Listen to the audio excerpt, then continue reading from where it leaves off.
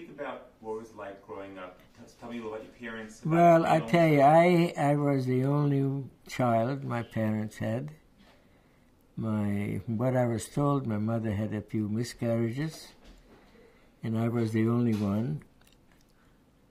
And so I was always thought of with special attention. They were family and grandparents, and always I thought I was the favorite, but I don't know. But as a kid, everybody that was nice to you, you were always very connected. And I had mostly Jewish friends, and my father was in business. He was selling leather, had a small leather tannery, and also he was selling leather for the local people who were making their own moccasins. And the only way I could describe it, so if you ever saw the Greek people, the peasants, they would take their leather and fold it up like a moccasin and just wrap it around with a string, and that's how the Romanians were. And that was my father's business.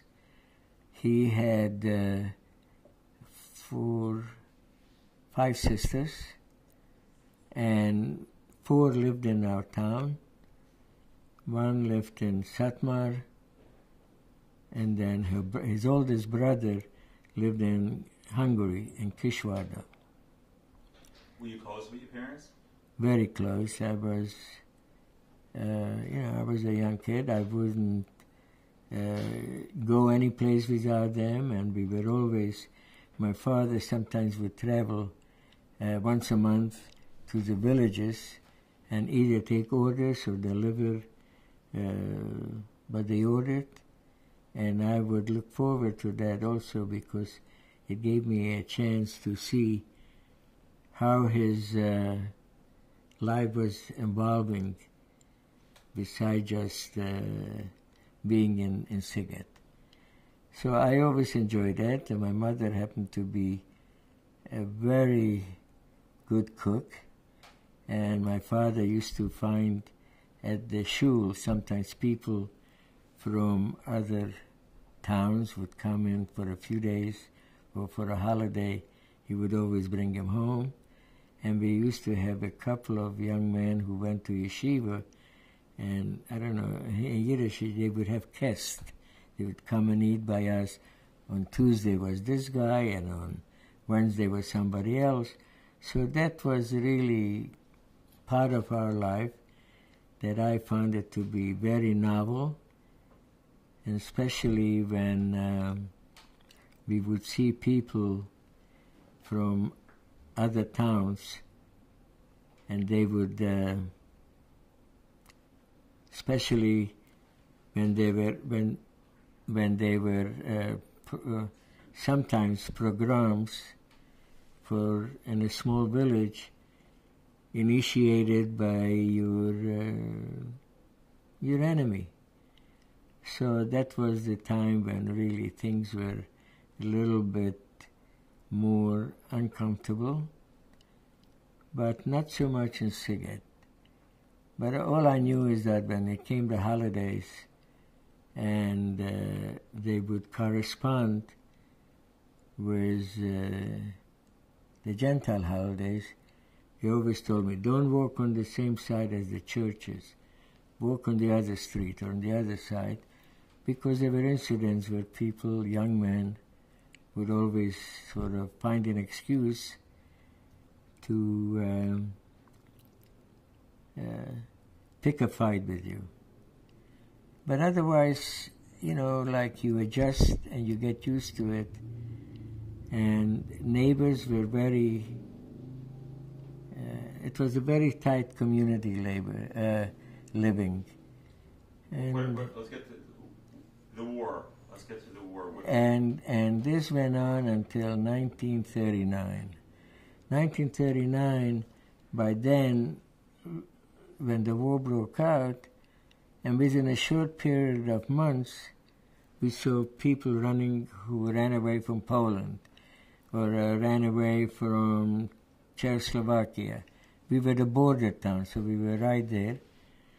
And they had stories to tell, and unfortunately, as sad as they were, people in our town, even my father said, don't worry, it's not going to happen here, because after all, he was a soldier in the Austro-Hungarian army in the First World War.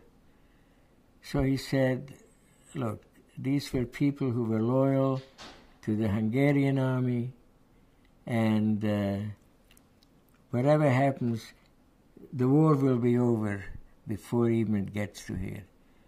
I mean, I believe it was a false belief, and thinking back how naive people were caused a lot of them to lose their life in the Shoah, because the idea that it happened someplace else and you are immune is, I talk from experience, is a very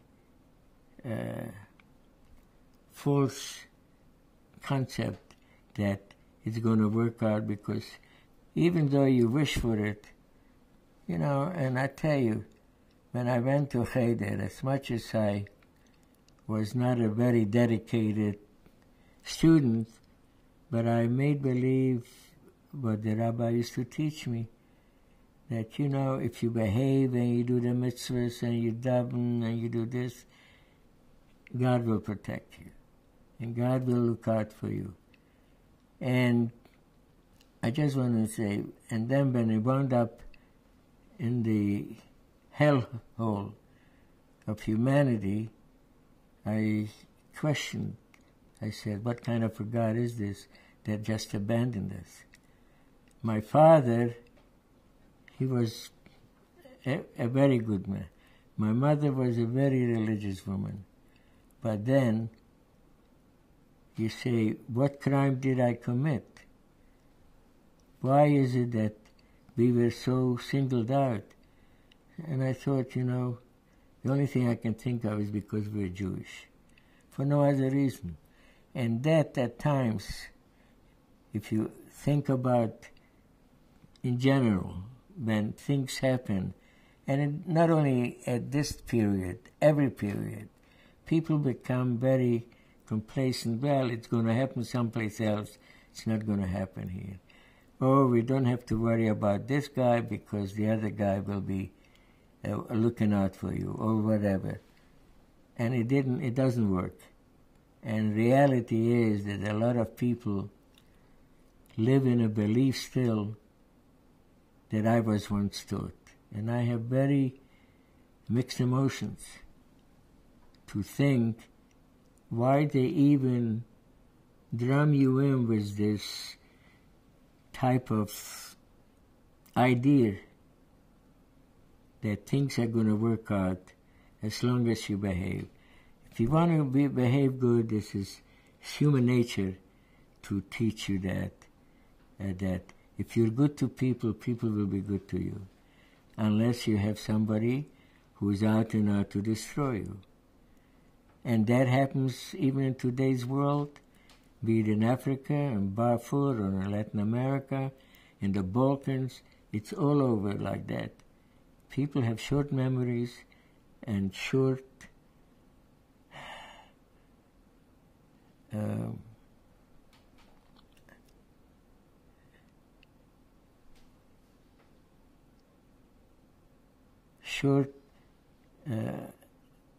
answers for how to overcome something that befalls for no other reason because you're of a different color or a different religion, or you have somebody drums into you, you had something, and people live by that because they are very unsecure people So they start pointing the fingers to people that you don't like and say them. They are the ones who cause you trouble. They are the ones that created the unfortunate incident. They are the ones who have all the food. They are the ones that do that. And that is, it's a bad trait for human beings to be able to exist like that. So I guess let's speak about when the Nazis invaded. So in 1939, the first few years, we didn't see any kind of change in the laws because they only used that part to go through to Poland and to Russia because we were a border town, and initially it started off with having Jewish men recruit in a workforce, not as military, but as a working brigade, and they would send them, they would have to be there for 6 months to a year. They would send them to work near the front lines, either deliver or dig ditches for foxhole, things like that. And then as gradually it started to become a little bit more restricted for Jewish people. They started passing laws that if you were able to, if you had a business, you had to register and restrict its operation. The government stepped in and not late after that period, they made an edict that Jewish people can own a business. So a lot of people were looking for non-Jewish. We had a couple of workers. We had one guy who started to work for my father when he was a young man. And he approached him and said, you know, situation is such and such. I'm going to sign over the business to you. I'll run it, and we'll be partners. And the young man, he agreed to it. And within a few months, he approached my father. He says, I don't want you coming around here. I'm now the owner. I'm the balabus. And that was really a sad event because my father just couldn't believe it. Of all the things that he has done for this young man who came out of a village without any knowledge of any business or anything like that. And my father had a very hard time accepting it. But he was able to survive and do, and he would get stuff that was you couldn't get during the war, like coffee and sugar, and he would be able to get that, and he would supply his sisters, my aunts and uncles. And then we started to hear stories from people who were from Ukraine or Poland, or they worked their way back, and they were telling stories, and somehow or other, this was already in 1941, 42, 43, where it was so visible what this Hitler did, that they, like I said before, they were under belief that it's not going to happen there. And so it became very, very limited for Jews. If you wanted to travel, you had to get a police permit in order for you to go from one town to the next. And they were looking for causes how to harass you and to be able to get more command of the population. Going forward, end of 43, by then the Germans had already much more influence with the Hungarian government. At that time, the general, Horthy, who was in charge of the government, he tried to always tell the Germans, but at least this is what I read later on, that he wouldn't implement some of the requests that they wanted until 44. By then they threw him over and they put some of their major co-conspirators, that's the only way I can think of, who started to implement certain laws. And then they came down with the idea to create ghettos, and they brought in from the villages all the Jewish people, and from our town, although we only had to move a couple of blocks, and they put in families in a house, 3-4 families. So it was tough living, but it was still became something that you can adjust to. Okay. So they initiated where you had to wear yellow stars. I'm sure you've seen them, but I brought some along in case you want to see it. Yellow stars, and limited the hours that you could be out on the streets. Without knowing of the sequence of events, how things will go down, we still lived in looking back, always said it was a dream world, that things are going to get better and the war will be over soon. But it didn't happen just by wishing it away, and it dragged on. And then you heard and read that Jews from Belgium, Jews from Sweden, Jews from other parts of Europe, from Greece, that they were being taken away in transports. And you couldn't imagine when they were talking about transport. They thought, very conveniently put on they said, on a bus or a train, until it happened in Siget. By then, the Jews we had 3 transports out of Siget that contained a lot of people from the small villages. They were mostly the ones who either didn't have papers to prove that they were born there, or they just decided that we'll start off with them first, and they would take him to the big shul, to the big temple, synagogue, whatever, and they would keep him there, concentrated for a day and a half, and then they would march him to the train.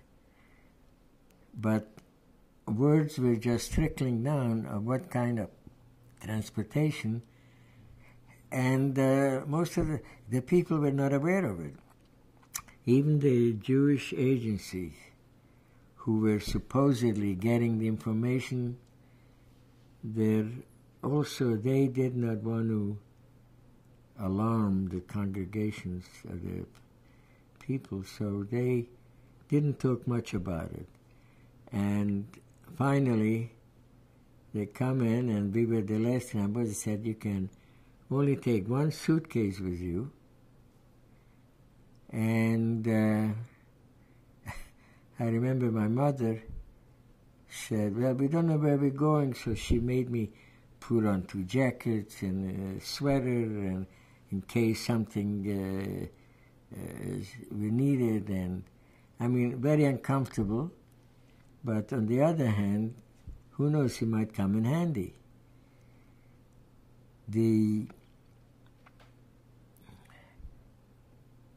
dilemma was, if you can only take 1 suitcase, how do you take the things that you like, that are meaningful?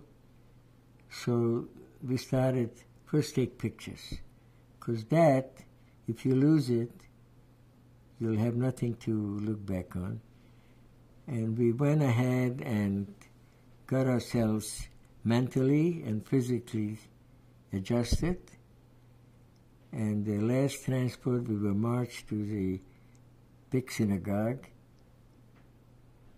and they kept us there. It was a Saturday.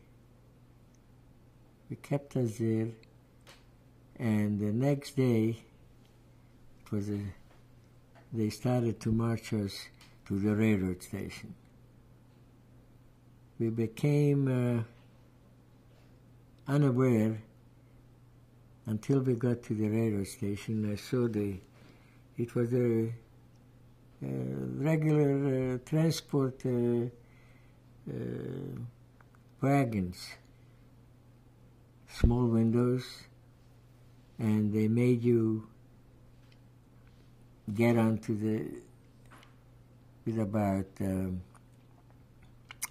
60, 70, 80 people, and they gave you 2 buckets, one bucket used for water, when they hand you, and the other bucket was used for relieving yourself. And that was the first initiation of hell. And there were people that were so traumatized, especially women and young children, who some of them carried on like if you would have said the world ended now, that's how it felt like. We made a few stops and then we didn't know where we were going. We were going through some of the towns, and we saw in Czech names, towns, so we knew we were going east. And then we made some stops, and some people were sick already, and the German guards, because the German guards took over when they put the people on the trains, not the Hungarians. And they would just be very sadistic in their approach. When they opened the doors and people wanted water, and they wouldn't even pay attention to you. So that created a reality that I thought, I don't think I've ever heard of that or see what it is.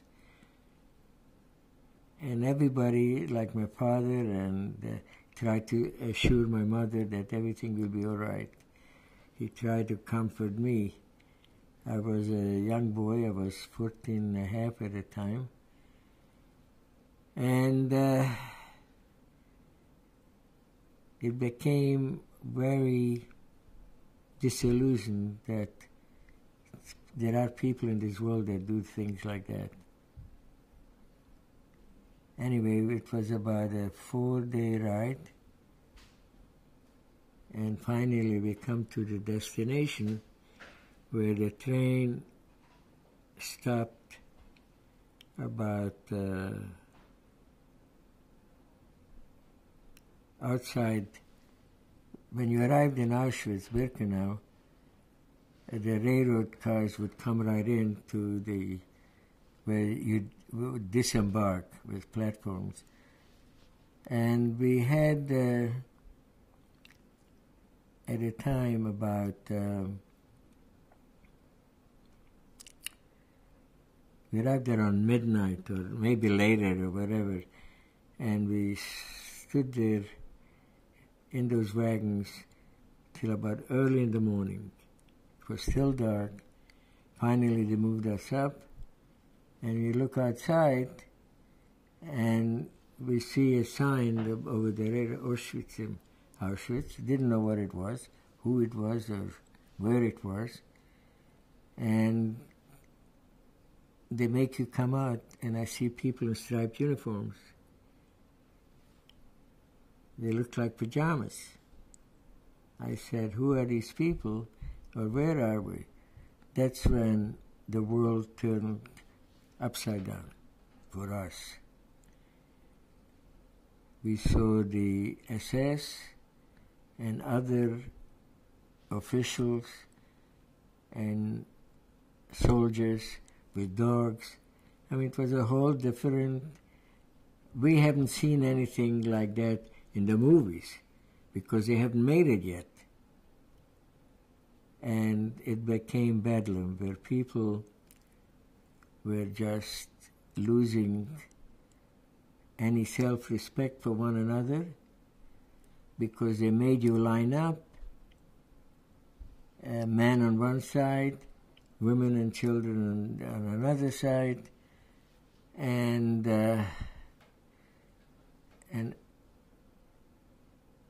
they said, you leave the suitcase there at the train station, and there were some people who were Jewish people speaking Yiddish, and they started say, as a matter of fact, they were giving us an argument.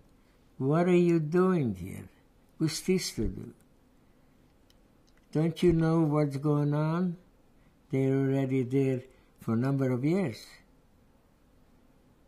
And they said, why didn't you do something or fight or do anything like that? You know, because Hungarian Jews were one of the last ones to be brought, and they were the most, about 500,000 Jews, 490,000 Jews from the Carpathian area, from Czech, and so they said, what are you doing here?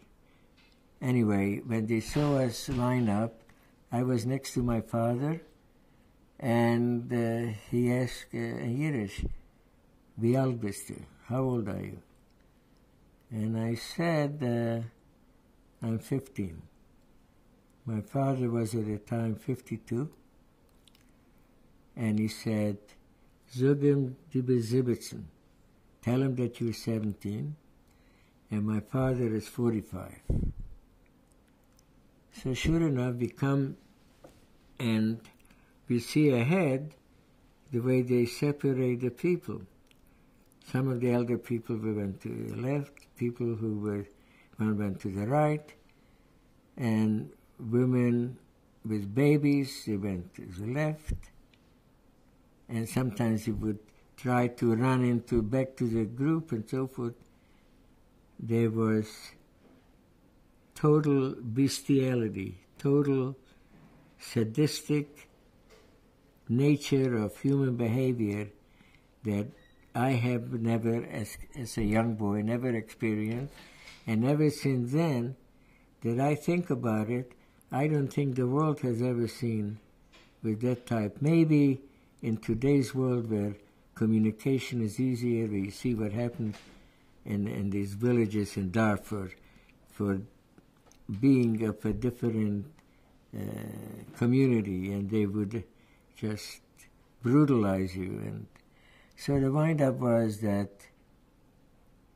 we were really up in there. We didn't know what was happening. So they marched us to one area, and they made a speech, and they said that you're here in Camp Auschwitz, and if you work, if you behave yourself, you eventually will go home. But in the meantime, we will give you uniform, and we'll assign you to work, but anybody that is not going to behave and listen to our instructions, there is a price to pay.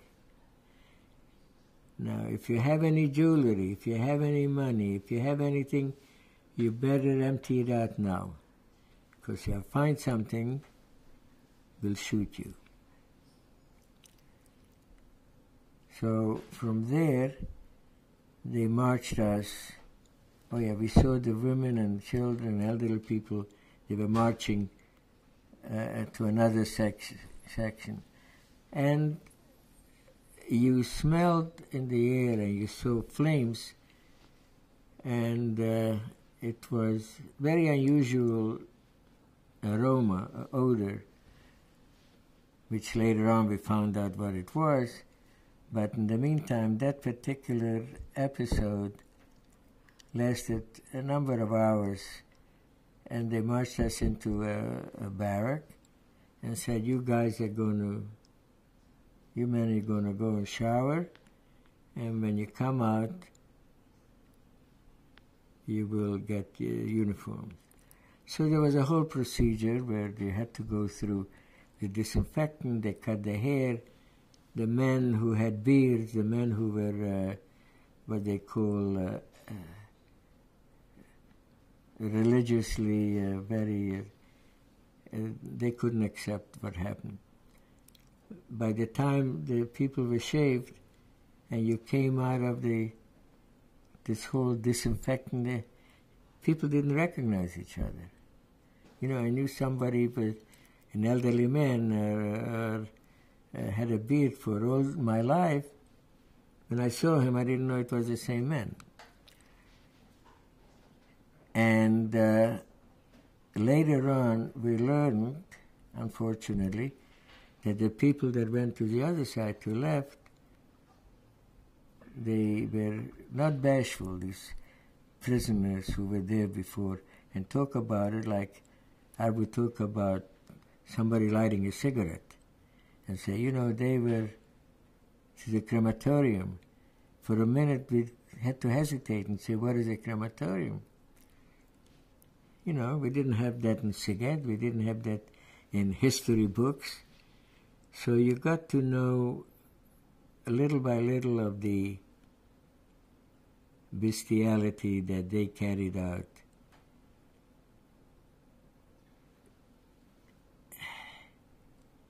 After having been, as they say, disinfectant and loused, they had a big tub with disinfection. You had to submerge yourself because they were very afraid, the Germans, that if you come with any kind of a disease and if it spreads, they're losing all that workforce. They couldn't afford that because they still wanted to get most out of a human being, as much as labor they can get, and then eventually they'll get him out of the way, annihilate him. And slowly but surely we started to learn the reality of that life. So we were there for a number of days, and they had made up, which we didn't know, I didn't know anyway, that they made up different groups of people to be assigned to other camps. My biggest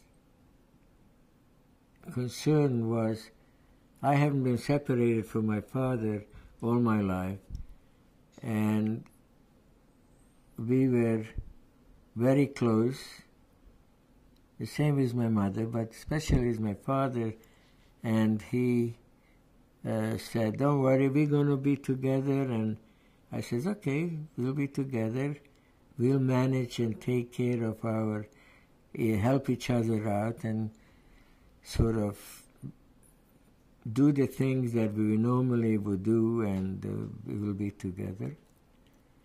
The biggest surprise was that before we got on the transports, they started to call you out, and you said, line up, we're going now to give you tattoos. I said, what's a tattoo? And they said, this is going to be your name, your existence, we'll call you. And what they did, they tattooed this, the numbers. And I have this number. My father was, this is 7705. My father's number was 7706. Our neighbors was 7707. Elie Wiesel is 7713. So we were all in the same group. And sure enough, when I came there, and this man, he says, "Oh, you're a young boy, you're a little boy, I'm going to give you a small number." Because some of them were really very, they were upset that, the Jews were surviving so long at their, because they were in camp already a number of years. So that was the initiation. Going forward a few weeks, and you learn more and more about the events, what went on there. Yes, we were, so I was going to come to that. And there, after that setup, 1 second, you ready? Rolling? Go ahead. Auschwitz had a lot of satellite camps within the area. And as they were sending out different transports, the day when my father and I were assigned to a transport to go to another camp, that was in the morning. They said, he's going to come with me, and we're going to go to a camp called Yavishowitz. Yavishowitz was a coal mine camp. The wind-up was where right after lunch, they called me. I was the last one. So I said, "Where's my father?" They promised me that he's going to come with me. Anyway, we were separated. And I went off to this camp, Yavishowitz. And I didn't know where my father was, where he was sent to, what camp, which later on I found out it was in Buna, where Elie Wiesel was there, a lot of my friends, they were there. And Buna was a big satellite camp of Auschwitz. It was part owned, rather, IG Farben, the big German industrialist. They were running it. They made ammunition there. They made artificial rubber for tires and things like that. And eventually, I had to get adjusted by myself at the camp. And then you realize that most of the time, you better grow up fast. Even though I was only 15 in numbers, but I think that I matured and learned myself how to survive like a 20, 30-year-old man. And that was the major trick of knowing how do you survive in a camp. So how would you answer? How did you survive? Survives by knowing how to sometimes trade some of your food sometimes.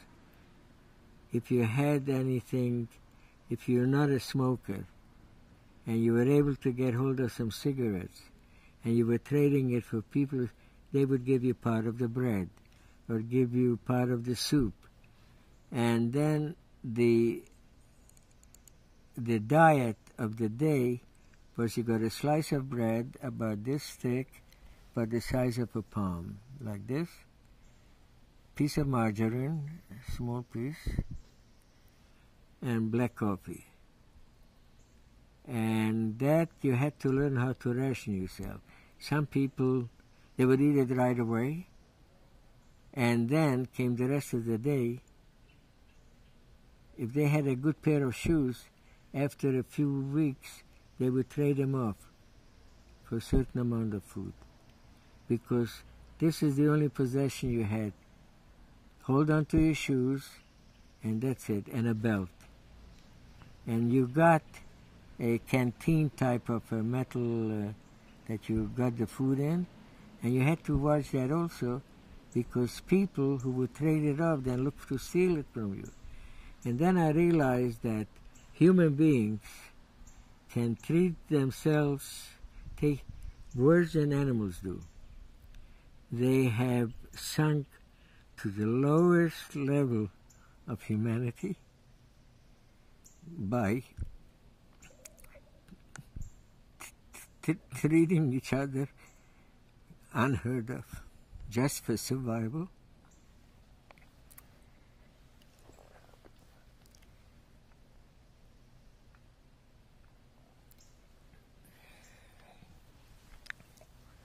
So, if you were from the same hometown and you were neighbors, and so you tried to sort of stay together and watch out for each other. There were many times we would go, let's say, on a weekend. You didn't go out to work. You would go behind the kitchen, sometimes find some potato peels. Take potato peels and grass and boil it with water, and you had a meal. You mentioned how you saw the worst of human beings. What about the best of human beings in the camp? Did you see anything The like that? best, yes. I'm going to come to that in a while, because this was at the beginning where most of us who came lately into, that's when already you realized that you didn't know how to survive and didn't know how to treat each other, but there were people who had a little compassion for somebody else, somebody who was sick, let's say. They told them, don't go to the hospital because you'll not come out of there. Try not to have dysentery, because once they see you losing weight, they're going to assign you and you'll go to the crematorium. They don't want to keep you alive if they can't get you out they can't benefit from your existence. But there were people of different professions and who were there a long time, and they were somehow guiding other people, and I was in a block where they're mostly young people, and as time went on, you adjusted yourself. And every time there were prisoners coming from other camps, I would ask them, where are you coming from, which camp? They mentioned different. I says, do you know Weiner? Do you know anybody that is from Siget? Figuring they don't know the name, they might know somebody from town. And that was really trying to keep tab, but I didn't have anything, one word or one idea where my father was. If he was alive or he was working. I looked at him because he was a strong guy. He survived the First World War. He was 3 years a prisoner in Russia. He was in Vladivostok, and he worked his way back to Siget, just so he can be back with his mother, because he promised her he was going to come back.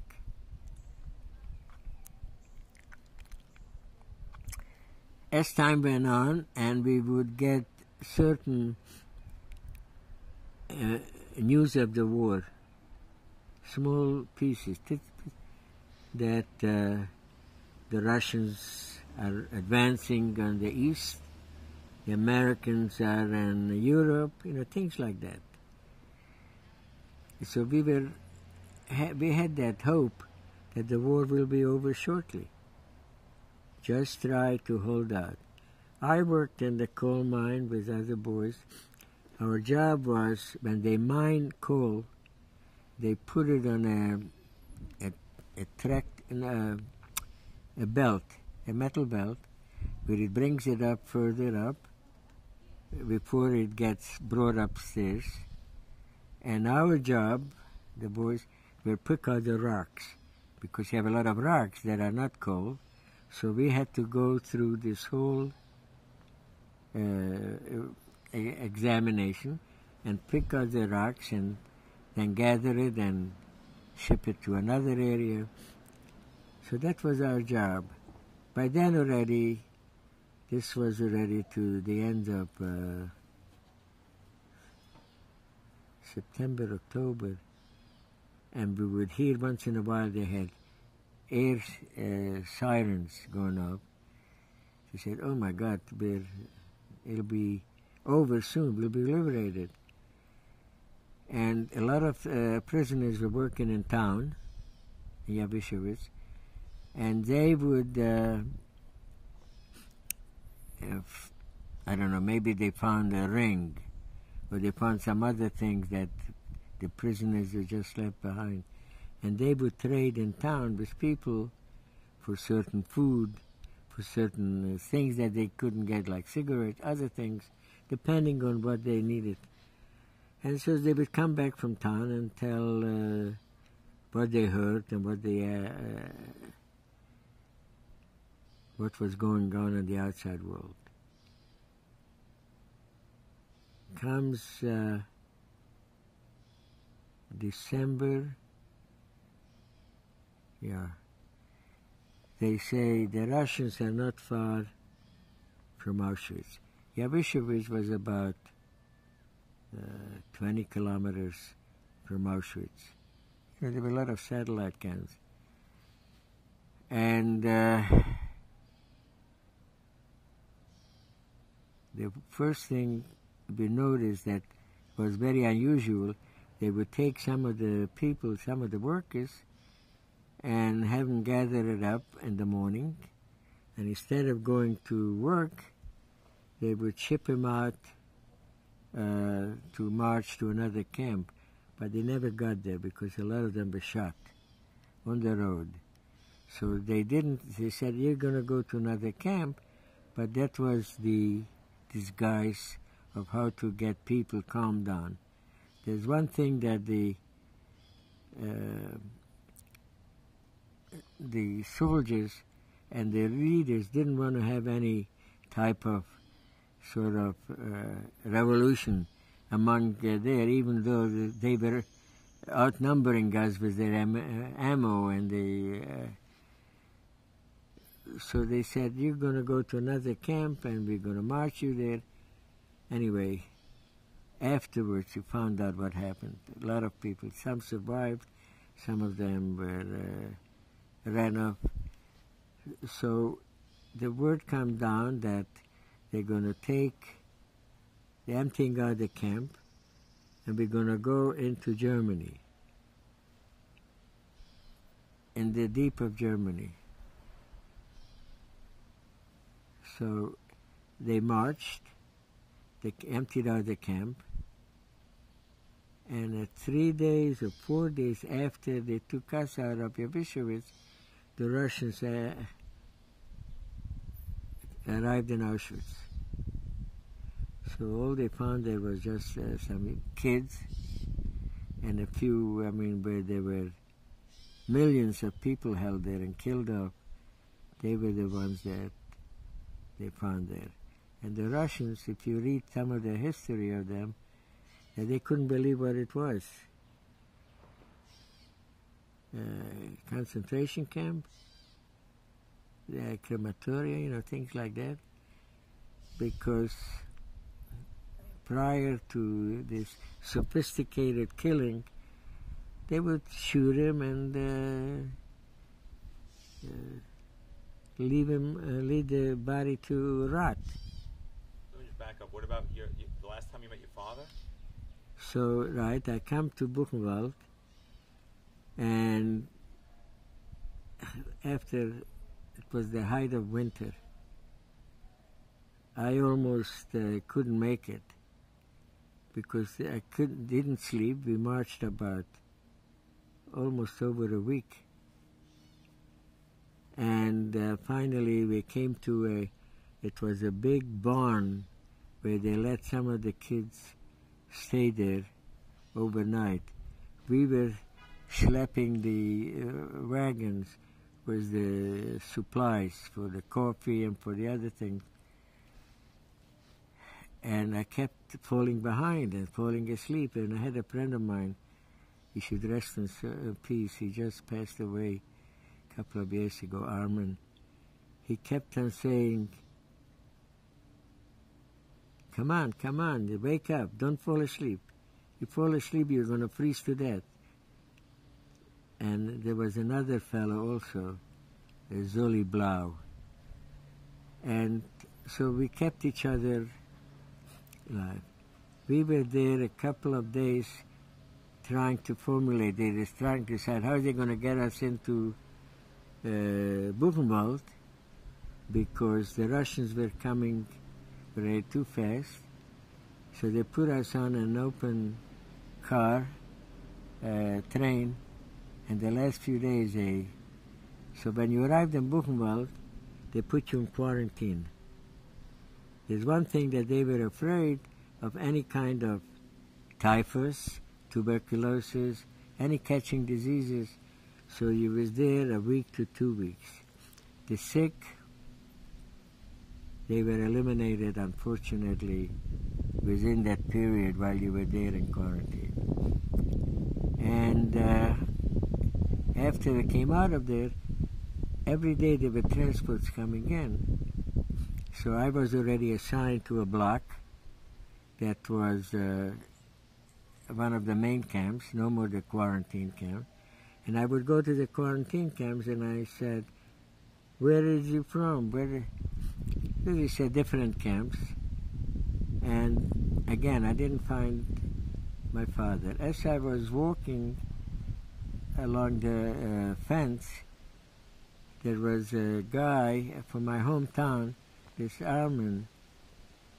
He shouts out, Abi Weiner, what are you doing here? So I said, I'm coming to find out if my father is around. He says, your father is here, he's looking for you. So there would have been a hole to swallow me. I would have been, I wouldn't be surprised. So where is he? He's in block so-and-so.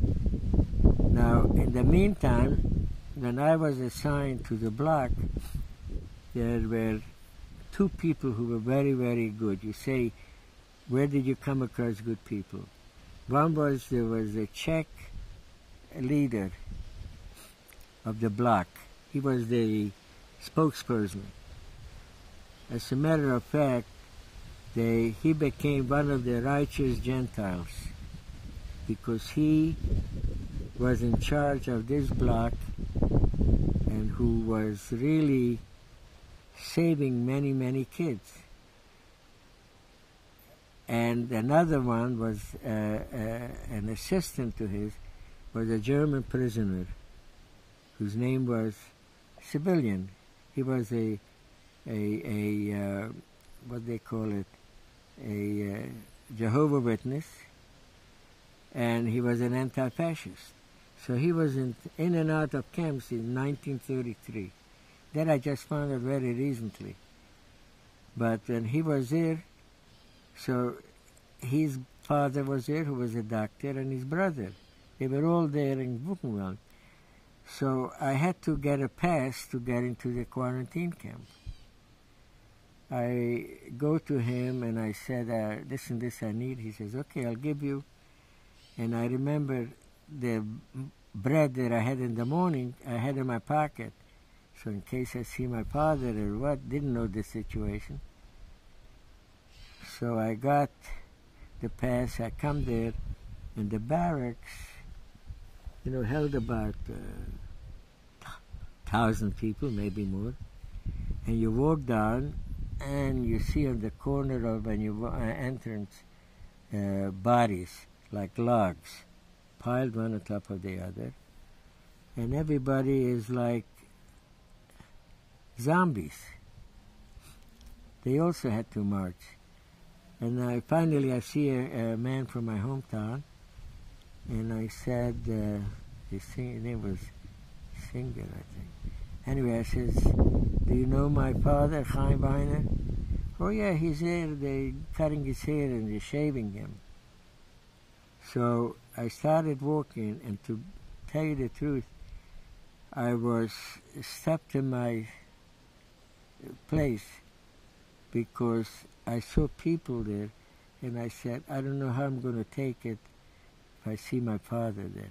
I remember him, Kanina Hara is a big guy. To me, he was a giant, good, and how am I going to face up to him and say, you know, to take care of each other? That was the last words we said. Sure enough, he was half shaven, the other was still soap. I came around like sitting here, I walked behind him and came around and we faced each other. And he just jumped up the chair and we got to hug each other, and he didn't go back to shaving. So we went to the side, sat down, and I saw he was very slim. His legs were swollen or frozen from marching.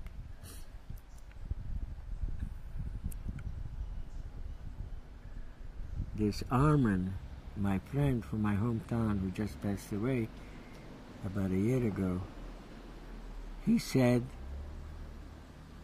you know, Anchi Meisner, his father was a very slim man, very sickly guy, and my father had a pair of good shoes, so he switched. He gave it to the old man Meisner, and he walked in those wooden clogs, you know, like in Holland, the Holland shoes, and wrapped around with newspapers. His legs froze up. Anyway, we sat down and talked, and I said, here, have some bread. And no, you have to. He tried to assure me. So I says, listen, I know this guy who is a father, is a doctor. I'll see if we can get you into the hospital. And we spent there a couple of hours, and I said, I will try and talk to this man, this German, Otto Exinger, that see what he can do.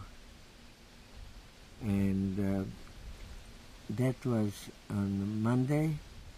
I went and told that block leader, I says, by the way, can you do me a favor, see if you can get my father into the hospital because he has frozen legs. He says, hospital, he's not going to make it. He says, what they're going to do there, I mean, you might as well, like, look at the people at the logs on the side. So, but I'll give you medication. So I gave him medication and bandages, and he made sure that I have an extra portion of soup. And I come there to visit my father, and we sit down and start talking. I found out where he was and what work he did. And so he says, I want you to remember, gedenkst, die hast a Vetter in America. You have an uncle. The nomen is Sam Leibowitz, you know. So I said, what are you talking? I knew right away he was prepping me. I said, what are you talking like that? We'll take care of each other. So I said, I don't want to hear it. Don't worry about it. I have plenty of time to think about it. I want you to get better and so forth.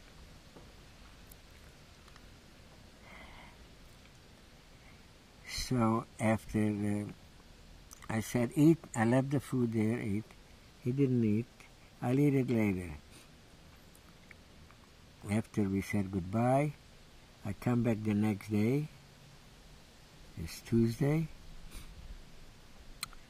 A neighbor that was next to his bed, he says, when you bring food for your father, make sure he eats it while you're here. I said, what's the matter? Oh, in the middle of the night, because he had it under his head like that, they grabbed it and they stole everything and so forth. So I got so angry at that. I said, that's what I mean when humanity goes 6 feet deep without any kind of thinking of how to behave Animals don't behave like that.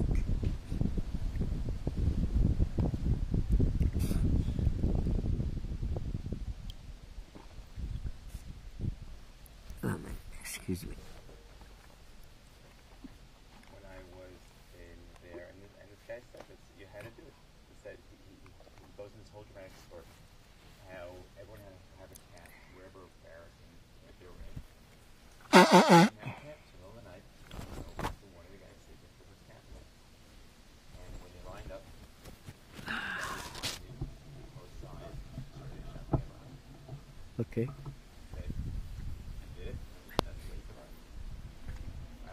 We don't judge, you know. You know. So when I come back the next day, Wednesday, I see he's very weak, and he goes through the same spiel, so to speak. I says, "Listen, I know already. Don't worry. You know, we'll go back home." And he said, "Yeah, I know we will go back home. So but just remember, in case you miss each other, that you'll be able to search for him." So with that, I leave and come back Thursday. He was already very weak. You know, you can judge when somebody's deteriorating to the level that. So this friend of his that was in the next bunk, he says, "See if you can come earlier tomorrow, because I don't think, your father is so well, and the same thing, the food he didn't need, they stole it." And so I said, "I'll try." So sure enough, I went back and I told this Otto Exinger, this German, I said, "This is the story. Can you give me a pass where I can come in earlier before 12 o'clock? And he gave me a pass, like an open-ended pass. And I went in there. I come in to the barracks. I go looking where my father's bunk was. He's not there. I looked around. Maybe he was outside or what. And I walked up and down. Finally, I saw the guy who was next to him. I said, "Do you know where my father is?" He said, "They took him out during the night. He died." So I couldn't believe it. And in front of the barracks, there were bodies stacked like wooden logs. Look, in a lumberyard, crisscross. I went looking, because the only way I would have identified was his number. Look for 7706. So how much can you look? Because it's piled on. I don't know if you ever saw the pictures of what they took when Eisenhower came to Buchenwald. So, and that was the shocker of my life. And then I realized that this was my fate, that I should see him in a few days. I saw him for 4 days, and that was it. And then time went on. We're in a camp. They were sort of doing the same thing that they did in the other camps, making up. They had a appel plots, where they count you. They were out there. Thousands of people were out there. And they would go ahead and then just pick out a group of people, 100 or 50. You're marching, you're going to go to the other camps, and then they shoot you on the way, kill you. But I was lucky. One was this Otto. He saw me there at counting. He says, "Where do you belong? You don't belong here." Pulled me out. Another time, for my hometown, who was in Camp Yavishowitz, where I was, he was a carpenter. And he says, "When you come to Buchenwald, they ask you, what is your trade? Tell them you're a helper for a carpenter. And we'll stay together." So I made up the story, and he was also looking around. So I was pulled out of there twice. This is at the edge of death. Because I thought about it. I said, boy, if you ever believe in a lucky star, there was a lucky star. So time went on where the Allies were gaining more and more closer to Germany. And then you saw that the guards were diminishing by having to retreat, or they ran away. And Buchenwald had a lot of prisoners, French soldiers, Polish soldiers, Russian soldiers. So the SS was afraid to come into the camp already. They were only on the towers, because they knew the soldiers, they wouldn't wait too long to create some sort of turmoil, and so they didn't come in. And the next day, there was an alarm. There was a plane flying over. So we said, well, any day now. We didn't know if it was American or the English or the Russians. Any day now. And sure enough, April 11th, we get out, no more guards. Some of them used to come into the camp to hide and to change into uniforms, because they wanted to be not recognized. And you see some tanks, and we saw the American army, and they couldn't believe it. Eisenhower came the next day to the camp, and he realized what was going on there. So he instructed these photographers from the army, you take the pictures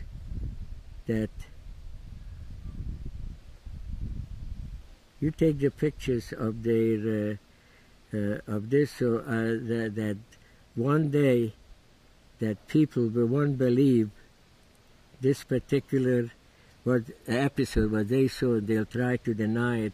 They say, oh, I don't remember that. He went into town, he ordered the soldiers, go into town, round up civilians to come up and bury the corpses, and he ordered the sick, put them in ambulances, and their story was, we didn't know that. Every day they had prisoners going into Weimar, work. We didn't know that. And he made them do the work that I think whoever would still be alive would remember it and pass it on to their grandchildren. So from there on... Let me ask you a question. We're going to put closure to this. What was going through your mind at that point? Were you proud to be Jewish? Were you angry that you were Jewish? What was... I didn't think of a Jewish or non-Jewish. I thought of as a human being, free, because there were people there who were not only Jewish, who were prisoners. They were human beings. I didn't ask them, what religion are you? It didn't enter my mind, to be very honest with you, because to me at that time religion was an afterthought. I could not accept what... When I saw my parents, and when my mother got separated, and when I saw my father, and how he died, how could I believe in religion? To be very honest with you. I said at the beginning, when I went to Cheder, the rabbi used to drum in to my head, if you don't do a mitzvah, and if you don't do this, and if you don't daven, and you will go to hell. Now believe me, I lived in hell without having to go far. That was hell. So I didn't think of anything, and I tell you, maybe one day I'll have to answer for it. But right now, my main thought is that if human people don't treat each other nice, religion can go out the window. It doesn't mean anything. You have people with religion in other faiths where they abuse children. You have people who abuse children in Borough Park. You read these papers and these are not stories made up. So what good is somebody have religion and not be a mensch, not to be a human being or take advantage of somebody? How can you live with yourself? Anyway, this is my short answer for was I Jewish or was I think of religion? I wasn't. The only time that I became oriented or attracted to Jewish, not so much religion, but nationalism, was when the Israel was in its formation, was a bud, without fully grown, but because from there, I mean, just to finish my story with the German, so he said after a few weeks, says, are you going to go home to Romania? I says, no, I have nobody there. Where am I going to go and dig for the gold watch that my father buried someplace? Or some other, or ring, or some, I don't want to go. So he says, why don't you come with me? I have a wife and 2 children, and until you stay a while, and until you're going to register with the Red Cross or the UNRWA, you'll find somebody. And I went to live with him, and I stayed at his house, and after a few weeks, he comes to me and he says, listen, I'll have to get you into a rooming house. I said, what's the matter, Arthur? Did I do something? He says, no, the children, you have nightmares, you scream. They're scared to sleep with you in the same room. So I says, okay, I don't want to scare children. So I went, after about 6 weeks or so, I went to live in a rooming house. And I met there a couple of Jewish guys. They happened to have a truck and motorcycles. So one day they tell me, we're going to Frankfurt. Would you like to go along? I said, sure. I went to Frankfurt, and the Bahnhof Hotel was where it was the Jewish point of meeting people. You had the Red Cross, Hayaz, all the Jewish organizations. Where's bulletin boards?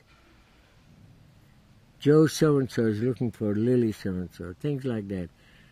As I'm standing by the sidewalk, I hear 4 girls talking Hungarian.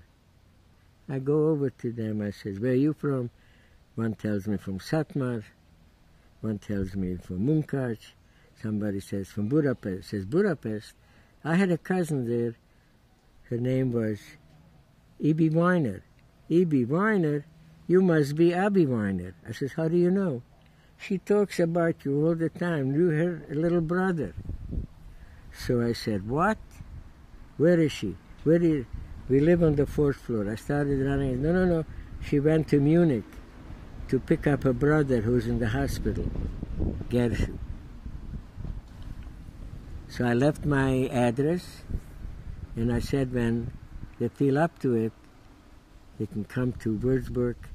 And so my cousin George came one day, knocking on the door. He says, come on, get your packer. We're getting out of here.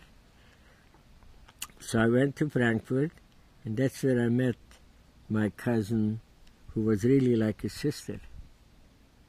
And we wound up, and she was, at that time, keeping company with an American officer from Brooklyn, Harry Silber, who was in the CIA, the intelligence department, and he had passes to travel all over Europe. He eventually went to Europe. She had 2 sisters, that Ibi, who were in Budapest under Gentile names. They were hidden. He went to Budapest. He brought them out, brought them to Frankfurt,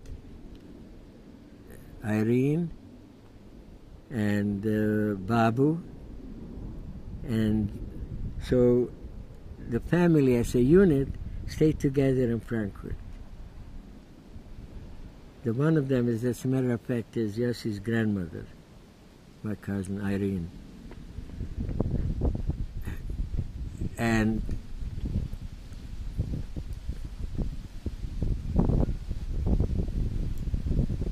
let me ask you a question. You give over to your children, your son, your grandchildren. What do you want to leave them I want them to understand that Jewish identity and being proud as a Jew and to be able to pass on a legacy that you feel honored to inherit, to the point that your kids and grandkids will have something proud when they look back on, and to be able to say that somebody left me some worth memory, that if you want to stay strong as a Jew, you have to respect each other, you have to be strongly related, that Israel is always strong and existent, and don't let anybody call you names where you cannot answer back. Because unfortunately, there are a lot of Jewish kids, when they go up to school and they call them a name, a dirty Jew, or this and that, or you killed my Christ, and then you don't have an answer and just walk away like a dog with a tail between your legs. That's not what survival means, because when you had to see what was I lived in London for 2.5 years, and we had demonstration when the British were still in Palestine, and we used to march to the Hyde Park or to Golders Green and carrying signs that, you know, these were all survivors, not the English Jews, the survivors who were living in the hostel, and went around proud to be able to engage these naysayers. So I would like to leave them with something that they can be proud of, that they have parents that are going to teach them, lead them on the right way, and give them something that they will have some worth to remember and to cherish, not to put away someplace in a memory box and don't think about it, because I tell you, there aren't too many people of us survivors left. I give it another 20, 25 years, there won't be any more survivors left. And I hope that if any time an episode arises where they have somebody who is going to try to kill off people because they're of different faith, of different belief, or you have different outlooks, or the way you dress, you should never let it happen, because that's what people did in Europe, and this is what people are doing it today in other parts of the world. I mean, unfortunately, human beings want always an easy way out. Give me an easy answer, and sometimes don't give me an answer, and I'm happy also. I know, I have friends and acquaintances. I get from every Jewish organizations I belong. I get literature, World Jewish Congress, from AIPAC, from religious organizations. I read. If you were to come to my house, you'll see I have papers that are already 2 months old, but I'm not going to throw them out till I go through it and read about it. And I know, and I tell sometimes my friends, I says, do you know what happened in Spain? Do you know what's happening there in Sweden? You know what they did in Belgium? You can't do this, you can't have a shochet and things like that. This is just the beginning. This is just the beginning. I mean, if you're going to accept it like so, then you might as well say, you know, whatever's going to happen, I'll go I'll play to the tune that you play. I'll march to the tune that you play. Now, maybe this is a very minded, but I tell you the truth, I find that to be so real, part of life, that you can't just wish it away. And I hope that that our children and grandchildren and the family and all Jewish people will be able to survive any episode that, God forbid, ever happens again. Very, very inspiring. Well, I do it because my children want to have some memento. I mean, I have here, I tell you the truth, I have here some pictures from camps, you know, and I don't want to question my grandchildren. But if I were, they never approached me, you know, as a grandfather, and say, how was your life then? Or what did you do? Have your grandchildren seen these pictures? What? Have your grandchildren seen these pictures? No.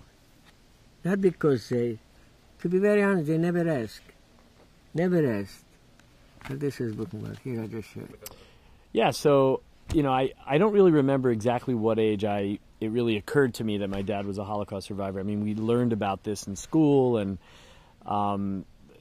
you know, it was very clear that he was European, he had an accent, and he told these stories, and he had these cousins in Brooklyn that we'd spend a lot of time with, so I felt like we were part of some aspect of history that was different than some of my other friends whose parents were American. I think growing up in the 70s, there were a lot of us who had European parents, and it was very nice. There was something about the European accent that I found very comforting, and I still do.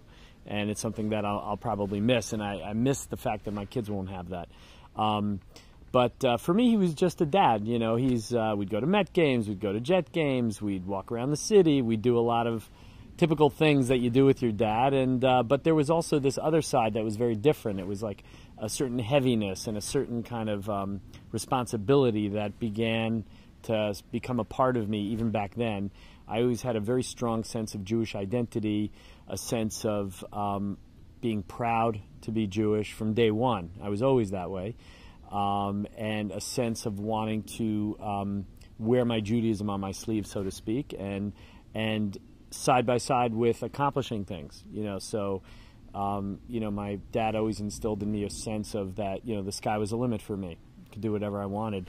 And that sort of mixed with my Judaism, you know, has sort of been with me to this day. You know, I think I get a lot of that from him. So, you got the Giants still. So 1 second. So I've known you for 17 years, and your Judaism has changed somewhat.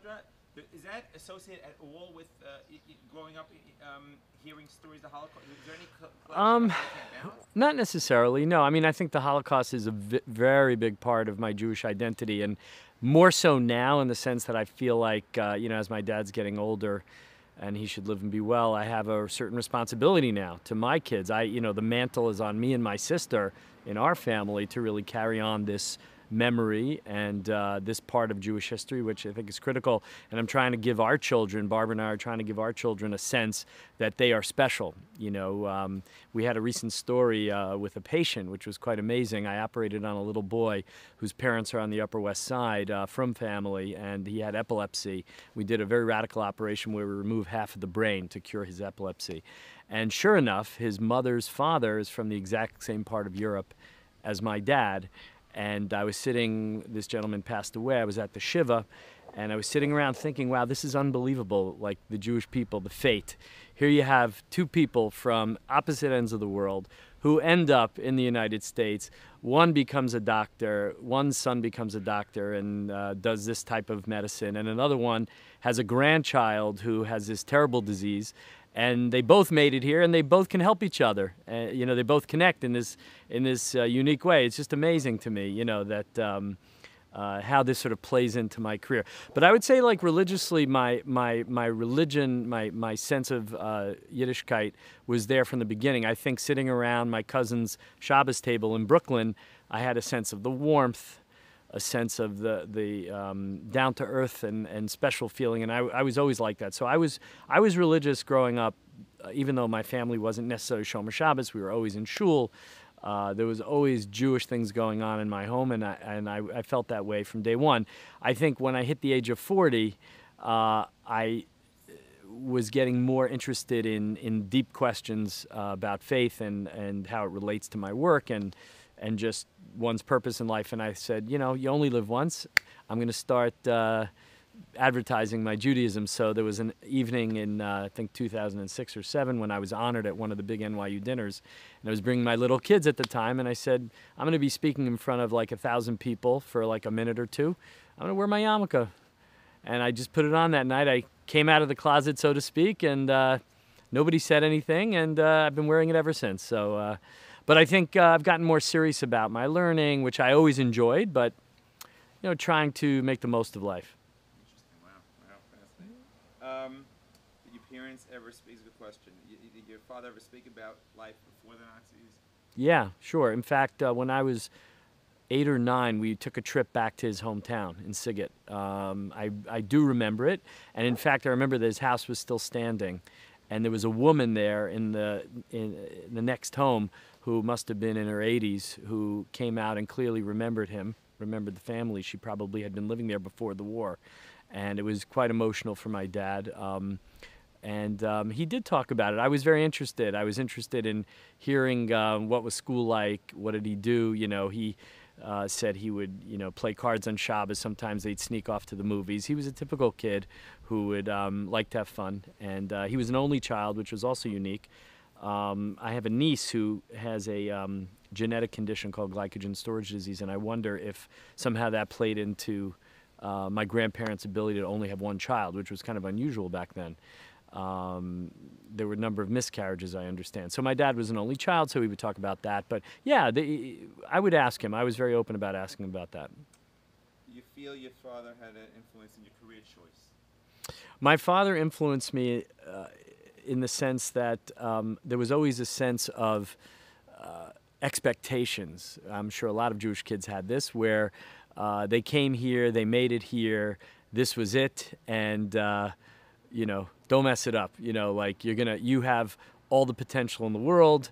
And it was interesting. My dad had a lot of friends from our neighborhood growing up who were big tycoons on Wall Street. And I had summer jobs working with these people. And I think my dad would be, at the time, was very interested in me going to work on Wall Street. He was right about it because I'd probably be retired now.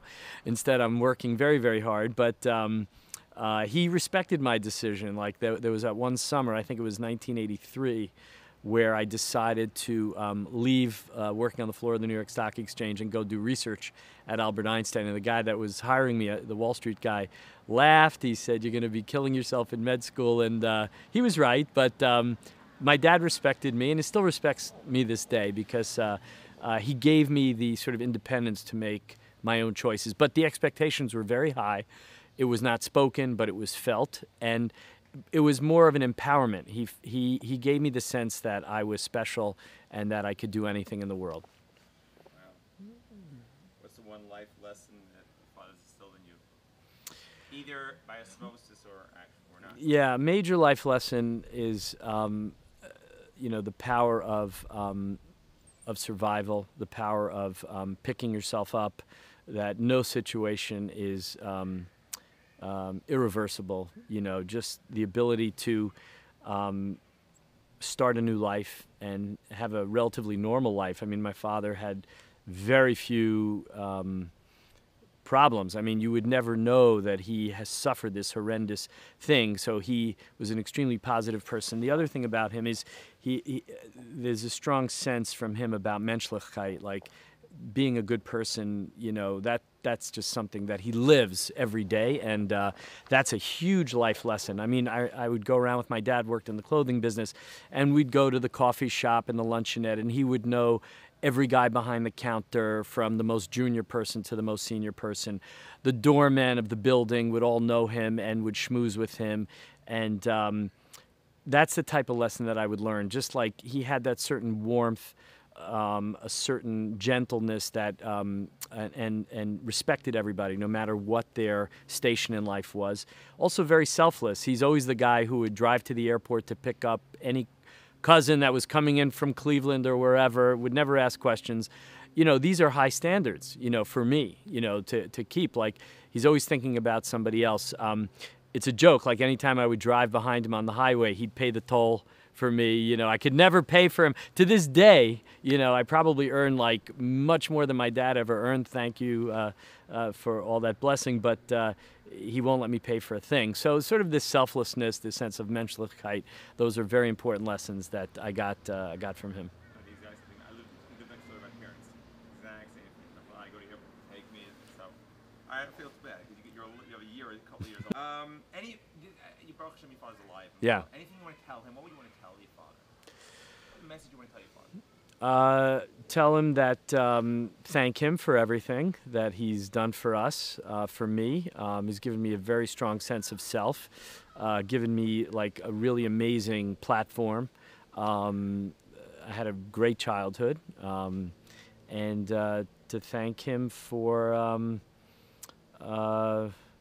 you know, staying positive, you know, and for, you know, being able to give us the life that we had despite all the suffering that he witnessed directly and all the things that were taken away from him as a child. You know, he gave me and my sister things that he didn't have. So I wanted to thank him for that. Maybe I should ask the question again, how your appearance? Sure. You know, Yeah. You know, just, I guess, you know, what would you want to tell your parents? I mean, you know, my parents are a unit. They're essentially inseparable. It's hard to imagine them. Oh, I have to go. Yeah. Okay. Yeah. Just in case your mother hears the Yeah. let her, you know, feel like she's part of this. Yeah. Go ahead. Even though we're talking about my father for historical purposes, my mother's the most amazing person in the world. They're a unit. They're inseparable, and I think of them as a unit. And in many ways, I'm a real balance between both of my parents. My dad is very mellow, but very selfless and very much a people person. My mother is alive and vivacious and optimistic and tenacious and doesn't let anything stand in her way. And I think I have aspects of both.